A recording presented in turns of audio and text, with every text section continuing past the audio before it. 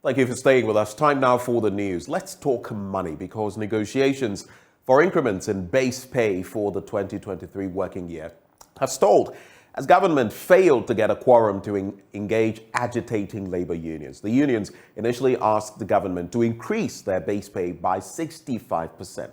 Government says it can only afford to pay 18% more on their base pay. The latest meeting ended abruptly because some representatives on the side of government did not show up. Michael Ashali spoke to the Deputy Secretary General of the Trades Union Congress, Joshua Ansah. Where are we now with the negotiations? Oh, today negotiations did not come on because we didn't find a quorum. We weren't able to form quorum. Yes, so the negotiation had been postponed for another day. But just to give us a sneak peek into what labor, what your idea was going to be. The last time I heard it was 58%. You had come down from 65. I mean, what were you coming to the meeting with? Oh no, my brother. We were coming to the meeting to listen to what the government is prepared to offer us. Yes, that was our plan of this meeting. But the last time, they didn't give you any figure. So were you hoping that it would go up now? That's our hope. But if they don't go up, we don't expect us also to do anything. But many say you're holding government, you're holding a gun to their head. You have declared a strike on one side.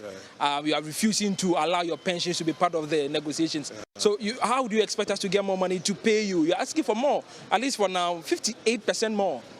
58%, I think people do not understand why we're asking for the 60%, for which you account to 58. It's a simple analogy. You see, the base pay by law should be higher than the minimum wage. As I speak to you, the base pay is far, far, far lower than the minimum wage. As I speak to you now, the base pay is 11 cedis, 33 pesos. The minimum wage is 14.88. In bridging the gap, we need about 31.33% to come at par with the base pay. That alone is 31%. So if you are negotiating at this time, there's no way that you accept anything less than 31% plus. Because that will bring you at par to the minimum wage. Then there should be 10% over and above the minimum wage. If you add 10% to that 30-something, it pushes you to 40 plus. And people think that we are just asking for percentage increase with no reason. There are bases for that.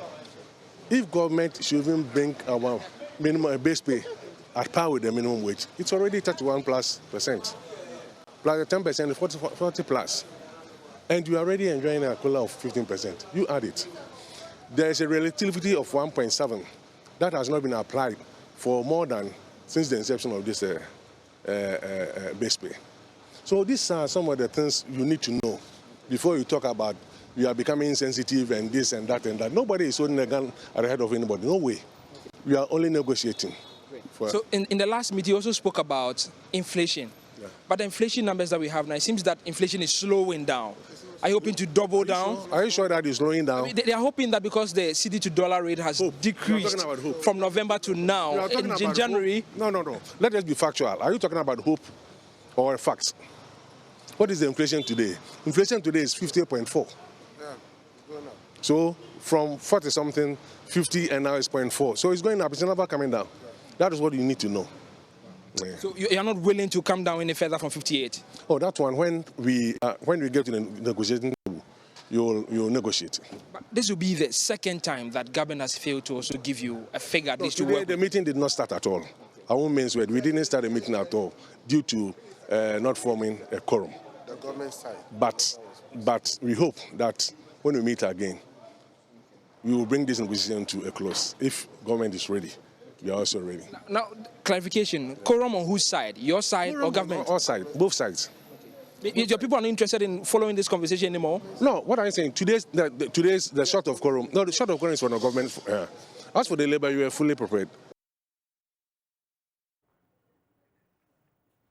Well, now, some members of parliament from the New Patriotic Party have restarted their campaign to get President Akufo-Addo to sack Finance Minister Ken Ofori-Atta. Subin MP Eugene Boakye-Antwi tells Joy News they will hold President Akufo-Addo to his promise to remove the minister after the budget and IMF talks. Parliamentary Affairs correspondent Kweku Asante now reports. The other leg of the NPP MP's deal with the president is to allow the minister see through the IMF talks. The MPs are now waiting for President Akufo-Addo to keep his part of the bargain. The minister had that we have a finance minister who came to this house and met us, the caucus, and said, look, you know what? I won't do IMF. I will not do IMF. Well, I think it's very degrading for a country like ours. But I have 2 revenue streams. Help me make it a reality that will not make us go to IMF. And you fought tooth and nail to give him that? Yes, you were here. Look at how we fought for him to pass the e-levy. Bill is not an act. These are major policy failures that in any civilized democracy, Kenofurata will not stand on his feet.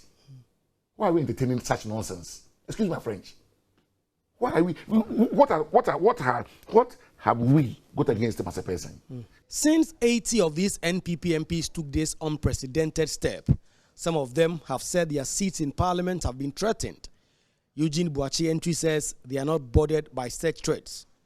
Tamale North MP Alassane Suhuyini says President Akufo-Addo will go after those MPs individually. I believe that many of them will suffer the consequences, especially during their primaries. Because one, the President Nana Akufo-Addo has shown since he became president, and even before that, when he was leader of the NPP, that he's an unforgiving person.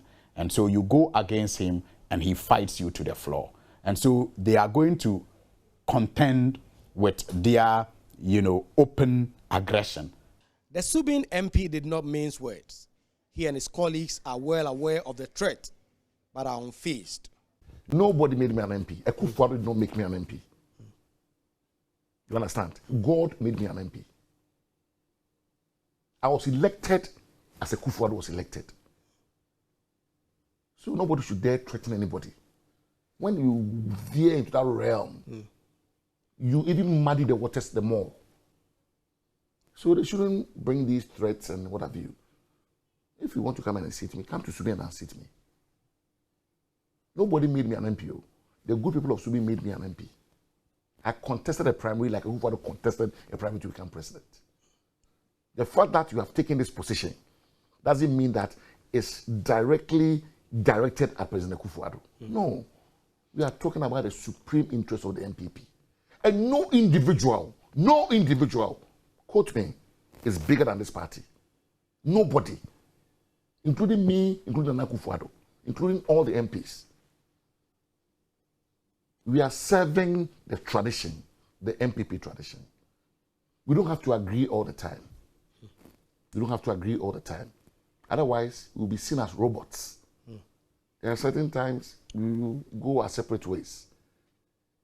The decision we have taken as MPs is to ensure that Adodankwa Akufo-Addo, who I have served loyally and faithfully.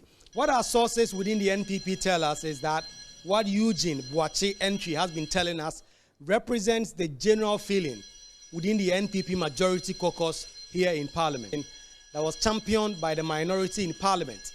But politically, he is still being hounded by members of his own party who are after him to leave the finance ministry. It's up to the president and Parliament. Reporting for Joy News, Kweku Asante, Parliament House, Accra. Let's stay in Parliament because Minority Leader Haruna Iddrisu is blaming Parliament for Ghana's current economic difficulties. He says the crisis is due to excessive borrowing by successive governments, particularly this government. Speaking during a core leadership conference organized by the Ministry for Parliamentary Affairs, Haruna Iddrisu argued that Parliament had been negligent in its oversight responsibility and had allowed almost all loans without proper scrutiny. Today, Ghana has an economic crisis, a crisis which is only similar to what pertained in the country in 1983. How did we get there? Excessive borrowing. Who ought to have checked government not to borrow or overborrow? The Parliament of Ghana. So Parliament must accept some blame and some responsibility in not keeping the executive to check. The consequences of excessive borrowing is now being felt by all of us when you hear an animal called a debt exchange initiative. It is affecting businesses, it's affecting public enterprises because they cannot run well, it's affecting the private sector. So Parliament's role as defender of the people's interests is lost. So how did we get there? How come that we couldn't anticipate it? Article 181, it is only Parliament that approves the terms and conditions of a loan. So if we borrowed and now we have exceeded 100% of GDP, how did it happen? And a typical example of the intense partisanship I spoke about, how could a Sino-Hydro loan get approval from Ghana's parliament if Ghana's parliament was to sit right? You have government arguing that Sino-Hydro, I'm doing battle of bauxite, when the road to the bauxite site is not even constructed. The parliament of Ghana ought, in the defense of the people's interest, ought to have rejected that, because the battle has failed. Sino-Hydro is due for payment. You don't have the bauxite. Parliament has reduced itself to a clearinghouse for executive embarrassment. When the executive brings something, then all of us, and I'm not talking about just an if or someone parliament, when you can talk of CNTI loan, you can talk of STS loan, they bring something to parliament, we are not ready to scrutinize it and tell them in the face that this is not good enough for the country. Now, a 20-year-old resident of Fumbisi in the Upper East region, Ebenezer Adajavuk, is passionate about becoming a nurse.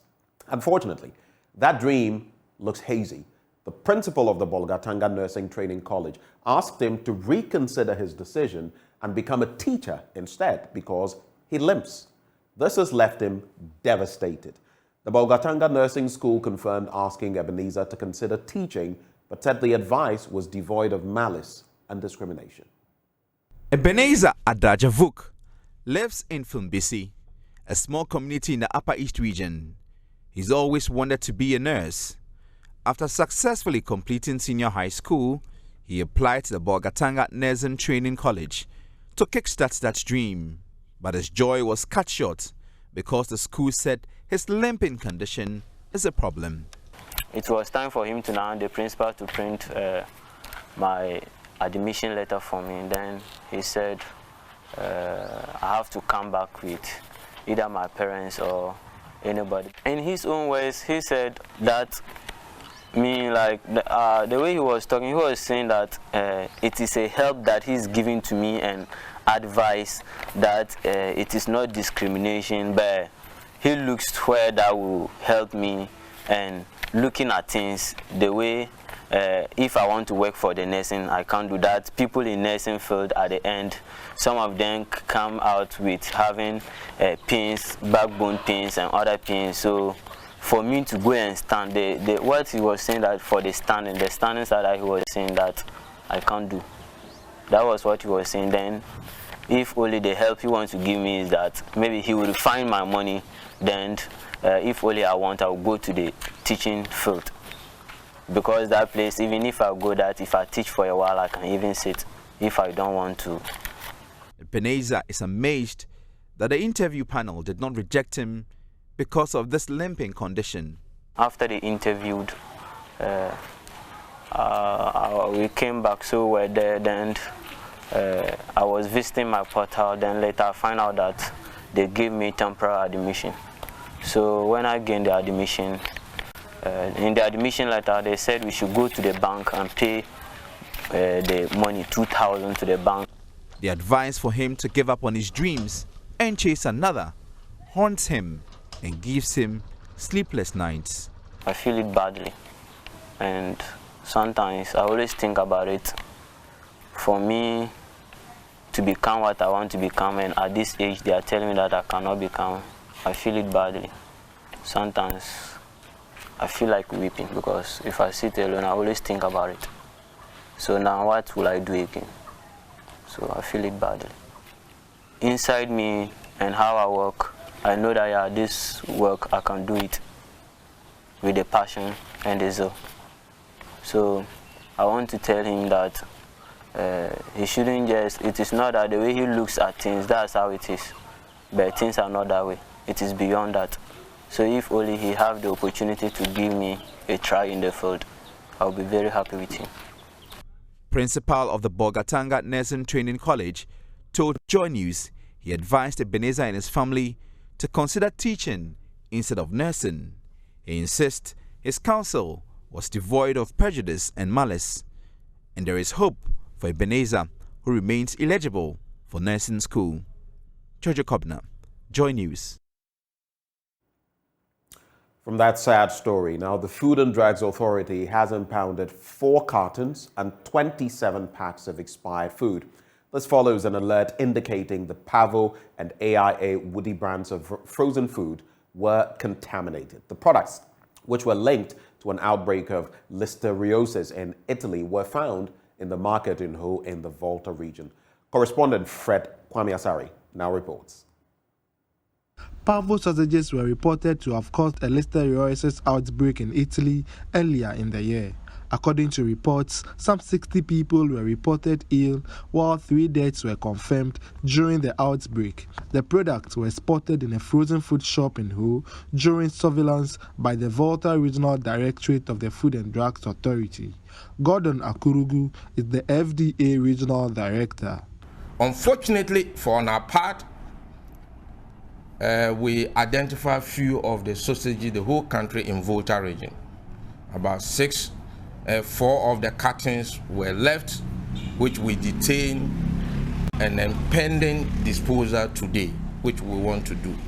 All what we want the general public to know is to ensure that we don't buy food this festive period that will harm our health, that will give us illness. In a related development, border security agencies impounded 2250 kg bags of lead-contaminated Indian-produced Simba rice at the Aflau border. The red-flagged products were identified during duty processing at the customs unit in November. The importers, upon interrogation, said that they bought the product on the Togolese market at cheap prices to be retailed in Ghana. We had an alert from National Security concerning a rice, Simba rice, coming from India. And the alert was issued because of the health-related complications that has to do with the rice. And the rice was contaminated with lead. And as we all know, lead effect it can damage the brain, it can affect the nervous system, and possibly even death.